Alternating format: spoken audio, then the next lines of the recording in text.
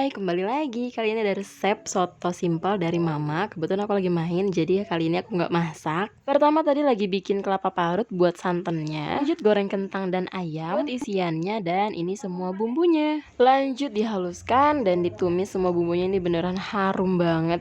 Masukkan 2 lembar daun salam dan ketumbar bubuk. Setelah itu tinggal diremas-remas kelapa parut yang tadi buat jadi santan. Gak kayak anaknya ya, selalu pakai instan ya, maklum lah. Generasi yang malas ribet-ribet.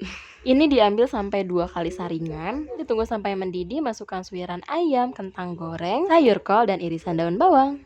Dan soto simpel dari mama kesukaan anaknya siap santap ditambah dengan emping goreng. Selamat mencoba!